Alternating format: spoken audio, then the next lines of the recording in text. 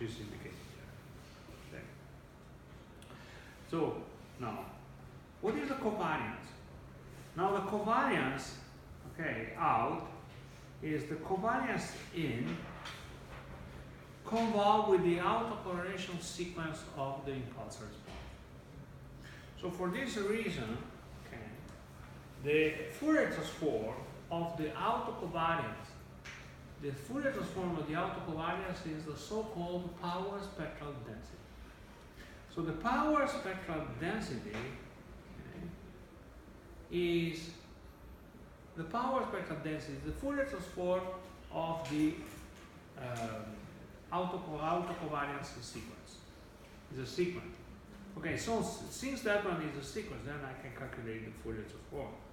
So that is Cxx k, okay, then I know time aj minus k omega k, and then summing. Okay, this is the Fourier transform. So the Fourier transform is the power spectral density. Now, since I have the property on the Z transform, then I can calculate the Z transform. I can calculate the Z transform of the sequence K. Since any sequence can have a Z transform, because the Z transform is just a way to represent the sequence by polynomial, then I can calculate the Z transform for that. Now, by computing the Z transform is obtained by H star 1 over Z multiplied by Cxx. So, the Z transform of the covariance out is the Z transform of the covariance in multiplied by H star 1 over Z. We know that HZ is a sequence, H star is flipped, H star is complex conjugate of every coefficient, H star 1 over Z is flipped around the 0 and with a complex conjugate of every coefficient. Now in the Fourier transform, okay, so in Fourier transform I can indicate as the power spectral density at the output is equal to the power spectral density at the input, which is the Fourier transform of the autocovariance, multiplied by the absolute value to the square of the Fourier transform of the sequence, of the partial response of the field. Now, since the autocovariance is symmetric, the power spectral density is symmetric, which means that the Cxx Z is equal to Cxx 1 over Z. Now this property is important, very important. Okay, so look at that. Cxx Z is equal to Cxx 1 over Z. Okay, this is the symmetry that I was discussing. Okay, so it's even symmetry. Now, next, in case of a complex, okay, in case the random variable, so the random process is complex, then I can define mean for the complex value in process. I can define the correlation. Now, the correlation includes that the complex conjugate is one of the sequence. So, just a mnemonic, just to remember, okay? It is x star kx k plus n. Okay, so the star goes on the first, just to remember, okay? And the autocovariance, is minus the mean. The mean is, since the mean is complex, so the autocovariance is computed by removing the absolute value to the square. Now, in case complex, the symmetry is on the complex conjugate. What does it mean? It means that for the real part is even, and for the imaginary part is odd. Okay. Even symmetry for real part of Cxx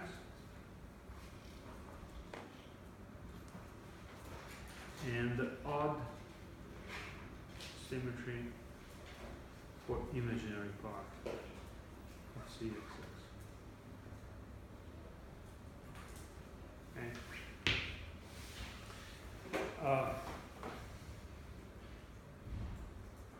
Now, once more.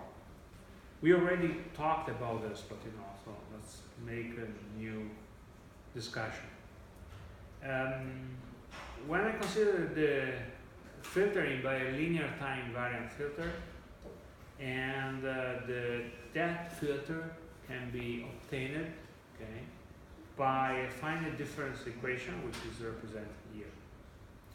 So the finite difference equation is, is the output y is equal to taking all the output in the past and the future, and this is equal to the input. Okay, we're taking the input, in the past and the future. Okay, this is any filtering can be any linear time invariant filter can be reduced by the implementation in with the partial by a finite difference equation. I can take the z transform for both terms, left and right. We already did it. Okay, so if I take a z transform here and take a z transform on the other side, and then I just group the polynomial on the left and polynomial on the right. The polynomial on the left I call az, the polynomial on the right I call bz. I notice that the polynomial on the left, has the coefficient in power 0 is equal to 1, and the polynomial is called monic. Okay, so then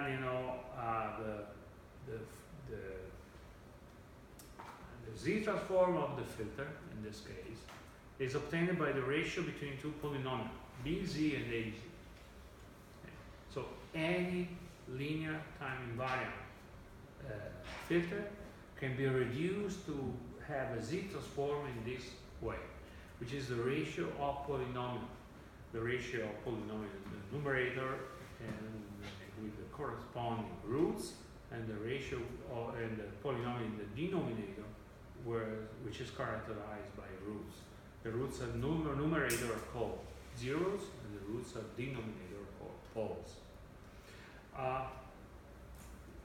So overall, so we have a representation in terms of roots, and the roots in the numerator are 0. So I can represent any linear time invariant filter by the ratio of polynomials or the ratio of poles and zeros.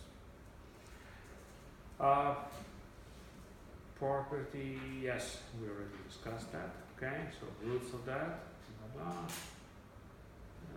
Causality, we already discussed that. Recursivity, we already discussed.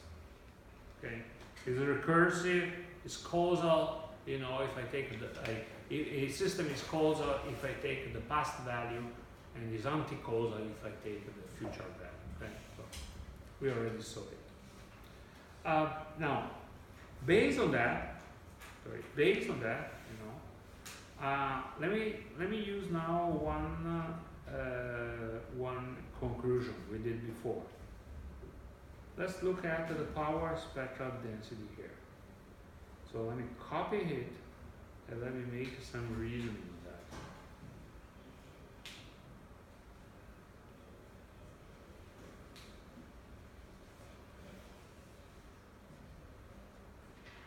Here.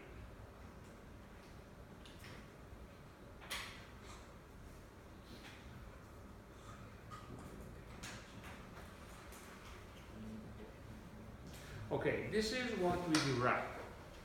So we derive that the power spectral density, or the z transform of the power spectral density out, is the power spectral density. So this is z transform of the power spectral density, and this is the z transform. Okay. Now, so the z transform of the power spectral density out is a z transform of the power spectral density in of any arbitrary system multiplied by this set of coefficients here, which is these are coming from the filter. So, you know, just to recall you, the mnemonic is Hn, Xn, and Yn. Now, let's consider that Xn is white. Now, if Xn is white, that means that Xn has a certain power. Okay? So we can say that, you know, Rxn is equal to sigma square delta n. Okay, this is the white process. So what is a z-transform? Now the z-transform, which is Cxx z, okay, is a z-transform for that, which is equal to sigma squared. Okay, that's a z-transform. So let's consider the case where Xn is white, the input is white. What is the power spectral density out? Well, if the input is white, you know, is uncorrelated, all the samples are uncorrelated, okay? The power spectral density out, C, Y, Y, Z, is equal to H, Z, H star 1 over Z times sigma squared. Okay? So, then, you know, since any linear time invariant filter can be represented by polar 0, then, you know, this is equal to B Z divided by A Z times B star 1 over Z times A star 1 over Z multiplied by sigma squared. Okay. So, then, you know, this means that any, let me say, since any linear time invariant filter is represented by BZ on AZ, which means polar 0, this one is the power spectral density, or the Z-transform, okay? You know, I mean, I would use the Z-transform and the Fourier transform, which is the effective power spectral density, in exchangeable form, okay? Because, you know, they are related one another. One is only the evaluated in the circle, Z equal 1. Huh? So that one is the power spectral density of any, this is important, any linear time invariant system. Okay, any.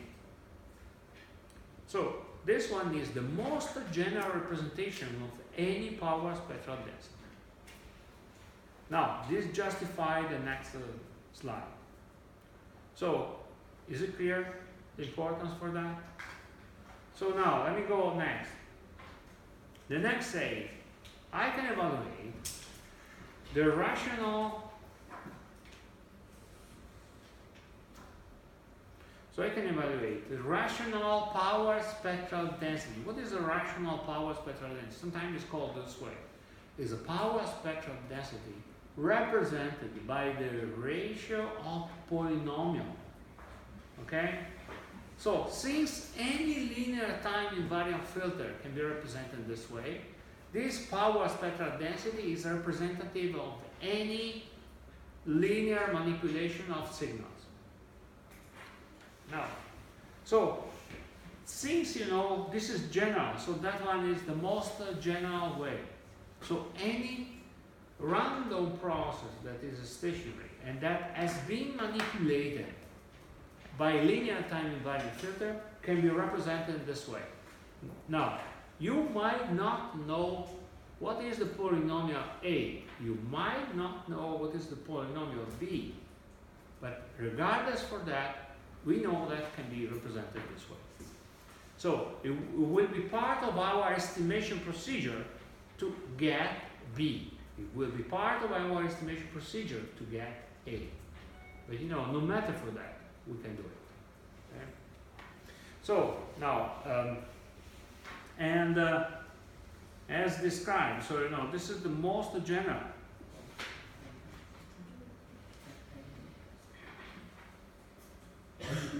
Power spectral density obtained by linear time invariant filter. Okay, so I get the process. Okay, so you say, where do you get this product? I don't know. This has been obtained. I mean, there are very complicated filtering. Okay, I can represent this way. I have a process. I don't know how it is generated. So what you do at first, you say, okay, I assume it's generated by a linear system. So if the system is linear, then this is the power spectral density. Okay.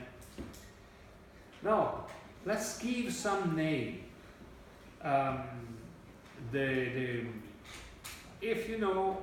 If the polynomial that exists is only in the numerator, so if AZ is equal to identity, okay, that means that, you know, in this case, the polynomial is only in the numerator. This process now takes the name depending on how you filter. So if you filter only with the numerator, you make a kind of averaging. Because of making the filtering this way, you take the input and you average. Okay. Now this one's called the moving average. And so the random process is called moving average random process. If we know the number of zeros that are representative of B, that one is called the moving average random process with a number. So synthetically, moving average is represented by NA. So when we say NA and B means that we are using a polynomial with NB zeros. So that is NB. NB is indicating the complexity, the number of roots, the zeros in the polynomial. If the polynomial in the numerator does not exist, and the polynomial in the denominator exists, okay, then we have a so-called autoregressive. The autoregressive one, okay, takes the order of the autoregressive random process by NA, which is the number of poles. So depending on the number of poles, we have an autoregressive order 1, 2, 3, 4, whatever, depending on how many poles. So, and it is indicated as ARNA. ARNA means autoregressive, so you need to read it this way. It's autoregressive random process with NA poles. That one is a moving average random process with NB zeros. Okay? So, depending on how you filter, the random process takes the name, okay, of the way you shape it. If you have both pole and zero, then you know that in this case you call it ARMA, autoregressive moving average process, and you have two numbers, NA and B. NA stands for how many poles, and B stands for how many zeros. Okay? So this ARMA, you know, is by putting together, okay, is autoregressive with NA and moving average with NB. Okay? And you put together ARMA. Now, usually the polynomial that is manipulating, tell me. I didn't get, how is that formula general if you previously said that the input of the filter was a white process? Oh, because is only the form of the... No, that's because I used the white process. Now, if the input to the filter, here, if the input is not white, then that means that there was someone that filtered another white process on the top of it. Okay? So, you know, I can always find the mother of a sun. Okay? So it's a matter to stop at a certain point, then find that the mother of all the suns is the one that is a white process. So assume that I have a white process made this way. Then assume that I have a process that is made this way. There is a mechanism that can be considered such that there is a set of poles, a set of zeros that are processes that are filtering a white process so that to generate this XN with a specific correlation property. Now I make a digression about about this one. Now assume that I give you power spectral density. Since the power spectral density is obtained by taking AZ, A star 1 over Z, so if I have a pole inside, I have A star puts a pole outside.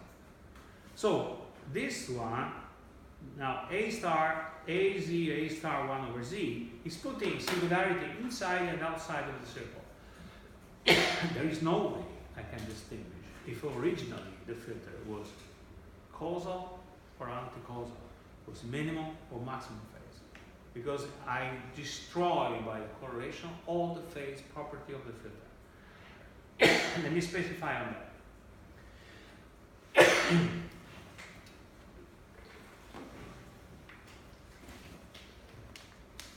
Now there is a theorem, the Paley-Wiener theorem, which says that assume that I have a power spectral density and the process is stationary, then I can always find a certain sequence and then a certain sequence GZ such that I take GZ and G star 1 over Z and I convolve one with another, and then I get the sequence, the original sequence of the power spectral density. So I can always find that. Now it's obvious if I look at the previous slide. So if I look at this one, this is native, so it comes, it is created by this rule. But so if I look at this formula, the Paley-Wiener theorem is trivial. Just look to me. Just to make it trivial. Okay? So Paley-Wiener says, if you have a certain, Z transform, which is a power spectral density, so you have a certain sigma square, 1, then you have BZ, and then I have a B star 1 over Z, and then I have a AZ, A star 1 over Z. Now, if I look at Paley-Wiener, then what does he say? He says, assume that I give you this, I don't know that, I give you that. Do you have a question? Okay. I give you that, okay? Assume that I give you this. There is always a way I can write this as a product between G, Z, and G star 1 over Z. Always. But Paley-Wiener doesn't say how to write this. It always says that it exists. There might be many ways to build it. Now, a very trivial way is, look, it already is trivial. What is the problem? By the way, I make a sigma square, so I give you 1 over sigma there, it's done, right? Okay, so, but Paley-Wiener says, I can write many different ways. There's not a unique way. Now, what I'm going to discuss now is these are simple, but and headache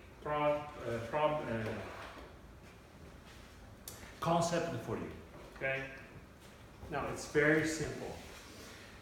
Now, by the way, some notation. The filter by Paley-Wiener is called the shaping filter for CSS. Okay, but and assume that I have a G of Z. I can use the inverse to make a whitening, but we will discuss on that. So let me look at this concept. Now, by the way, it holds if and only if it's the logarithmic of the power spectral density is integral and integrated, so it's absolutely integrable, which is always the case. Okay? Now, let's look at what does it mean. Now, what we know, okay, what we know is the following. Now, we have a property, the property of symmetry, fine, so it's guaranteed. Now, the property of symmetry guarantees that every time I have a singularity, I have the singularity on the other side. Okay, so the property says that every time, if I have 1 minus z, z0, z to the minus, how do you call it, z0 or z star? Z naught. If I have 1 minus z naught, z to the minus 1, okay, so that means any polynomial can be decomposed into a set of binomial. So that means that this is one of the binomial. So if I have this, I also have 1 minus z naught star z. So if this one is a polynomial, okay, that one is the polynomial of, which is the previous one, so we call gz, and this is g star 1 over z.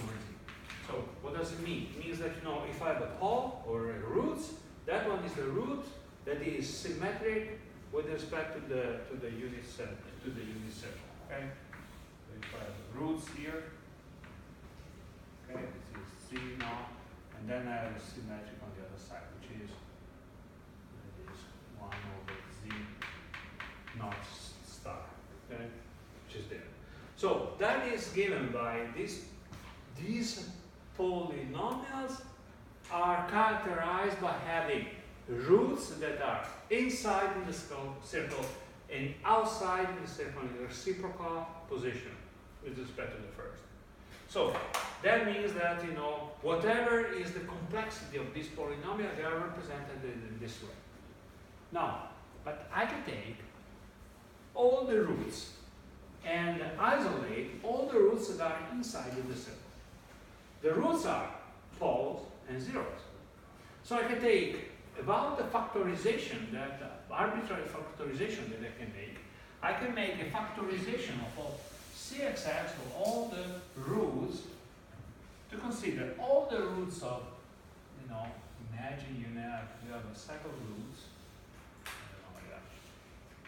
0, 0, 0, 0,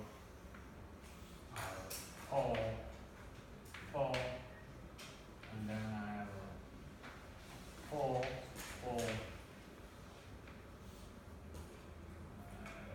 0, 0.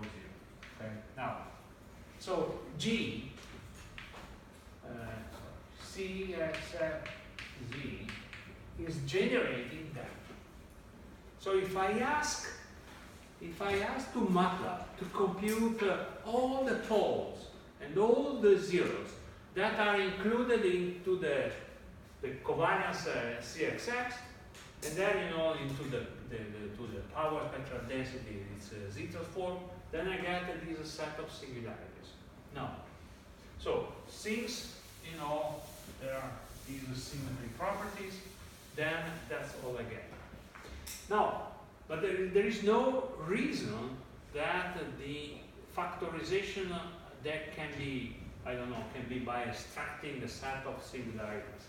I can find one factorization which might be privileged, is the factorization where I isolate all the singularities that are inside of the circle, and I call it G minimum phase. The G min Z is obtained by taking all the singularities and I put all the singularity that stays inside of the circle into the one that is a minimum phase. Now, I can make, call it, G. Okay? So the G that I choose is the minimum phase equivalent of the power spectral density of the original random process. Now, if that one is a minimum phase, the maximum phase, is all the poles or the zeros outside. But the poles and the zero outside are simply the one in the minimum phase with a complex conjugate 1 over star over z. That means that I can rewrite all my properties this way. So that means that I can write the cxx z as the g as a minimum phase, and then the maximum phase, that is simply the minimum phase with all the poles, all the poles at 0 flip with respect to the unit system. Now, this kind of factorization is very primitive, because in this case, the minimum phase means that all the singularities are inside.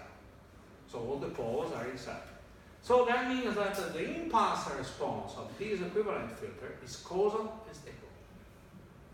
It's causal, it's enough causal, because when I say causal, it's stable. Okay? So out of the many factorizations, I can find one factorization where the filter is causal and stable.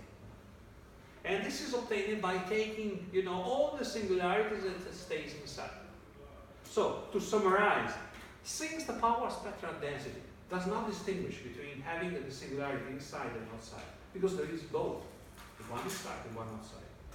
If I need to make the Pauli-Wiener factorization, I can arbitrarily choose to put together the singularities, so the polar zeros. And given this arbitrarity of doing it, I can do it in a very special way. So I put together all the pole and zero, group together, and factorize as one of the term that is the term of the Pauli-Wiener factorization. So that one, this sequence is a sequence that is representative of a linear time invariant filter that is causal. Okay? Now, this is what is indicated, in this blah blah that you can read by yourself. So, but the concept is the same. So, important then, okay? Important. I can always take, I can factorize with the minimum phase, and the maximum phase is simply the minimum phase of star 1 over z. Now,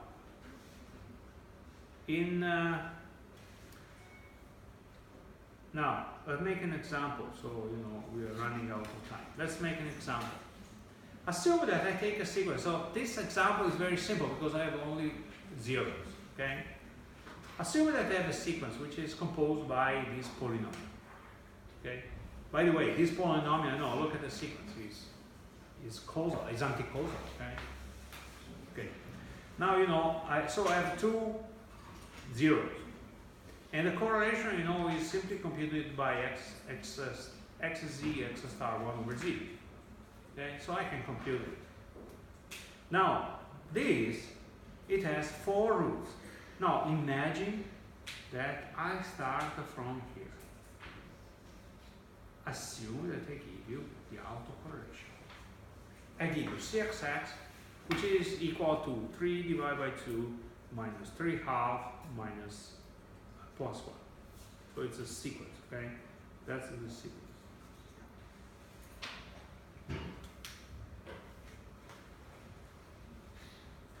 So the sequences are xx is 0 mean, okay? So our xxk, okay, z transform is equal to 3 divided by 2, and then it is, that's a sequence. Let me put the sequence, which is better. So it is 3 divided by 2 is 0, and it is minus 3 divided by 2, minus 3 divided by 2, and plus 1, minus 1, and then in 2, it is 1.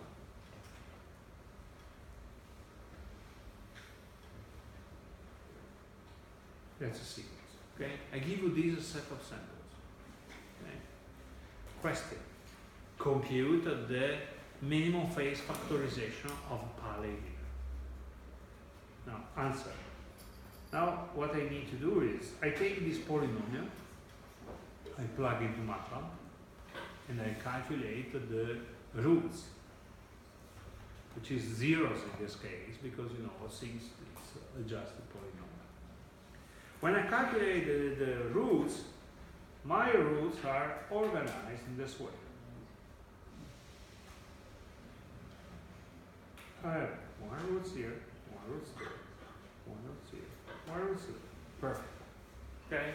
So since you know the polynomial there is composed by 1, 2, 3, 4, 5, the polynomial is order 4, so I need to have 4 roots, which are 4 zeros. Okay? Now, these are the 4 zeros, position of the 4 zeros. Now, given these 4 zeros, I need to apply the polynomial. But you know, I have a different way to factorize the polynomial. One possibility is I take these two as one sequence, and the other is the complex conjugate, and then you know the flipped sequence. The second one is that you know I take, so this is this sequence. So G1, okay, is the sequence that I can obtain by taking these two zeros, and I have 2 zeros in the inner part. So that is G1Z, but you know, let me sketch it. This one is G1 star 1 over Z in red, okay? Now, I can take, given the arbitrarity, okay, I can take these 2 zeros. When I take these 2 zeros, okay, the other 2 represent the G2 star 1 over Z factorization. The other 2. Okay? This is another possibility. So the third one is that I group all the zeros that are inside the unit circle. That means that the other is the factorization outside. So G3 star 1 over Z, okay, is all the roots outside. But look, G3 is equal to G1.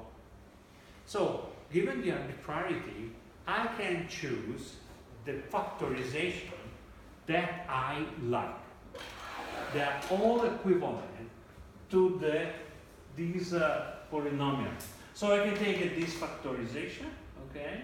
I can take the other factorization, I can take the third factorization. But if I take the first factorization, this factorization G1 is maximum phase. If I take G2, this factorization indicated by the shaded area, the shade is this one. Okay. If I take the second factorization, this one is not the minimum phase because the singularity are not inside. It is not the maximum phase because there are some terms inside. And then this one is a mixed phase factorization.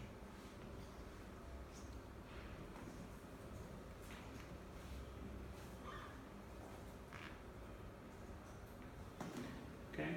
Then the last one, you know, all the singularities are inside. In this specific case, they are zeros. So all the zeros are inside. Then this factorization is the minimum phase.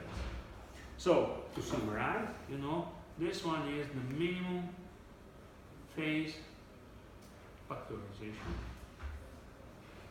This one is a maximum phase factorization. And the one in this middle is in the mixed phase factorization. Now, taking any complex problem, there is always one minimum phase factorization. And the minimum phase factorization is the one that has to be preferred in many settings. Because the minimum phase factorization has all the roots inside. And since the minimum phase factorization has all the roots inside, it has the nice property. If you take, if you take the G, that is a minimum phase. Now, if all poles, zeros and poles are, inside in the unit circle, the beauty property is that if you make a 1 over g, okay, then what's happened? If I have a 0, it becomes a pole. If I have a pole, it becomes 0. But this is still inside the unit circle.